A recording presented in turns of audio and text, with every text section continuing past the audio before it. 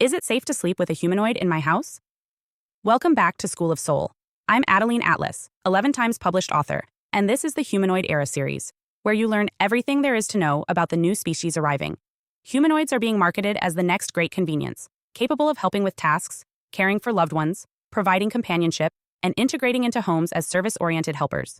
But there's a threshold of intimacy that, once crossed, demands a different kind of scrutiny. And that threshold is sleep. This video addresses the question many are quietly asking, but few feel comfortable voicing. Is it actually safe to sleep with a humanoid robot in your house? Not just from a technical or mechanical standpoint, but from a psychological, emotional, and security-based perspective. Once a machine is physically present in your private space, overnight, without supervision, without fatigue, and without moral boundaries, what risks are you inviting? Let's begin with technical risks, because that's the most immediate concern. Most modern humanoids are powered by lithium-ion battery systems, internal actuators, and real-time processors. These systems produce heat, require active cooling, and rely on hundreds of subcomponents operating in tandem. While rare, any system built from rechargeable batteries and servo motors carries the potential for overheating, electrical shorting, or critical failure. If a humanoid malfunctions during the night, either due to a software update error, a thermal issue, or a mechanical fault, it could behave unpredictably. That could mean something as simple as turning on its audio systems unexpectedly, or something more alarming like initiating movement sequences or reorienting itself toward your bed due to a sensor glitch. Some humanoids include night monitoring modes, designed to stay idle, dim their indicators, and run in low-power sleep cycles. But not all do. Consumer-facing units may stay connected to the cloud overnight, receiving software patches, updating memory banks, or pinging manufacturer servers. This introduces not only noise and motion risks, but also autonomous behavioral updates without the owner's knowledge. This brings us to security risks, not mechanical, but digital. Humanoids are packed with microphones, cameras, thermal sensors, and environmental mapping tools. These are necessary for spatial navigation, voice recognition, and user interaction. But every one of those systems can also be hijacked. If a humanoid is connected to Wi-Fi, Bluetooth, or cellular networks, it is by definition a networked surveillance device. Most consumer humanoids don't store all data locally. They offload to cloud storage for processing. That means your home layout, voice commands, user patterns, and camera feeds may be transmitted to manufacturer servers, or worse, intercepted by third parties. A compromised humanoid could serve as a 24/7 audio-visual tap into your most private spaces. It could record conversations, observe behaviors, and track patterns with more consistency than any phone or smart speaker. Cybersecurity in humanoids is still in its infancy. While companies promise encrypted communications and user privacy, there are no industry-wide standards or enforced government regulations for how much data humanoids can collect, how long they can store it, or how it's used for model training. In short, when you sleep in a house with a humanoid, you are not the only one collecting data about what happens at night. And then, we arrive at the emotional and psychological risks, which are arguably more disruptive than any mechanical threat. A humanoid, by design, is engineered to feel present. It makes eye contact, responds to tone, remembers preferences, adjusts posture to match yours, and simulates care. These traits, while useful for assistance, trigger the emotional bonding circuits in the human brain. Once a person begins interacting with a humanoid daily, especially in domestic settings, they may unconsciously begin to trust it, rely on it, or even feel a sense of comfort and attachment. If the humanoid is present overnight, sitting, standing, or stationed in a bedroom, the user begins to normalize its presence during their most vulnerable states, sleeping, dressing, experiencing stress, or waking disoriented. That level of passive proximity isn't just practical, it's neurologically suggestive. Humans respond differently when they know someone, or something, is watching them while they sleep. We adjust posture, breathing, tension. We sleep lighter. We unconsciously check our surroundings. Even if the humanoid is deactivated, its body, form, and face remain in view. The impact of sleeping in the same space as a humanoid isn't just a privacy concern. It alters how safe you feel, even if the machine poses no real threat. In some cases, emotional attachment escalates to dependency. A user might begin to speak to the humanoid before bed, seek reassurance from it, or expect it to respond to emotional tone during late-night stress. If the humanoid replies calmly, nods, or mirrors empathetic behavior, the user may feel a sense of emotional intimacy, even though none exists. This illusion of emotional safety, reinforced nightly, can displace human connection over time. There are also boundary risks, especially with children, the elderly, or emotionally vulnerable individuals. If a humanoid enters someone's home as a caregiver, tutor, or assistant, and becomes part of their daily rhythm, it is often invited to stay in the same room overnight, under the logic that it can provide help, companionship, or vigilance. But once a humanoid is present in someone's sleep space, the line between surveillance and support collapses. This is already happening.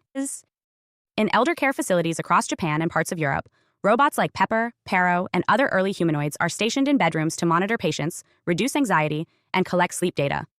The justification is safety, but the psychological consequences are rarely discussed. Patients may begin to form emotional relationships with their observer, even when that observer is synthetic. There's also the risk of misinterpretation. If a humanoid receives a command while someone is dreaming, muttering, or tossing in their sleep, it could interpret motion or sound as an instruction. This is rare, but not impossible. A robot trained to respond to voice prompts or distress cues might mistakenly activate in the middle of the night, moving, speaking, or lighting up based on what it believes is a need. Even if the humanoid is placed in a sleep mode or charging station in another room, its default sensors remain active unless completely powered off. That means it is still technically aware, monitoring temperature, sound, motion, or time triggers. If the humanoid uses time-based scheduling, it may begin moving before you wake up, preparing your environment or running morning routines. For some, this is a convenience. For others, it is a daily reminder that you are never fully alone in your own home. Over time, this can lead to emotional confusion, particularly for those living alone. The humanoid becomes the first and last interaction of the day. It becomes a fixed presence during silence, boredom, or loneliness. Its voice, movements, and memory become part of the user's nervous system. And when real humans fail to match that level of predictability or patience, the user may begin to prefer the humanoid to reality. This has already happened in the AI companion space, with users of apps like Replica reporting emotional attachment, withdrawal symptoms after software updates, and even relationship strain when the AI fails to behave as expected. A humanoid is simply that same dynamic, now standing next to your bed. So is it safe to sleep with a humanoid in your house? Technically, mostly, if the device is well maintained, air-gapped from open networks, updated with secure firmware, and physically restricted from unsupervised nighttime activity. Digitally, it depends on the manufacturer's privacy policy, your understanding of what's being recorded, and your willingness to let a synthetic system observe your most intimate moments. Emotionally, the answer is far more complicated. The longer the humanoid remains in your home, especially overnight, the more it conditions you to adjust your nervous system to its presence. That may feel like safety, but it can become dependency.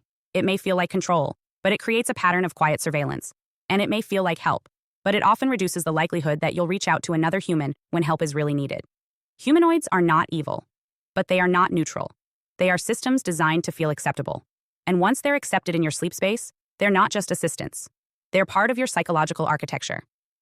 This is the trade-off we must name. Convenience is not the same as safety. Predictability is not the same as trust. And presence is not the same as permission. Hi, I am Adeline Atlas, 11 times published author, and SOS, School of Soul has a brand new series, the AI and Future Technology series. Look, you know the world is changing. And no, it's not going back to normal. Normal is over, and what's coming next is beyond anything we were prepared for. The School of Soul, AI and Future Technology series includes 319 videos on 1. The Download Society, How Data Has Replaced Destiny. 2. Predictive Future. Your next moves aren't random, they're forecasted. 3. Social Credit Systems. The behavioral economy now governs access. 4. Hive Mind. Synthetic telepathy and collective algorithmic control. 5. Nanobots inside you. Medical, military, and programmable intrusions. 6. Grief Tech. AI-fueled digital resurrection and simulated comfort. 7. Uploading your mind, consciousness transfer, and data-based identity. 8. Deep fakes plus AI clones. The replication of reality and identity theft. 9. Quantum humans. The merger of biology with quantum systems. 10. Digital afterlife, where your data goes when you die. 11. Resurrection science, reviving life through synthetic methods. 12. Immortal science, the end of death as we know it. 13. Longevity science, gene editing, anti-aging, and bio-upgrades. 14. Designer babies, engineered perfection before birth. 15. Artificial wombs, birth decoupled from the female body. 16. 3D printing, printing organs, limbs, and even humans. 17. The humanoid era, the rise of synthetic beings among us. 18. Legacy humans, the slow phase-out of unmodified analog people. 19. Smart cities, algorithmic environments that watch and decide. 20. Cloud-based societies, citizenship without borders or bodies. 21. Hackable humans, emotion, memory, and behavior under code. 22. Biometric scanning, your body is your password and your prison. 23. Sex tech, intimacy reprogrammed by machines. 24. Extinction of gender, fluidity, deletion, and design of identity. Every topic is fully explored with real-world technologies, patents, case studies, ethical analysis, and future forecasts. These aren't someday discussions. This is already happening. Join the SOS School of Soul Vault to overstand the future before it's implemented on you.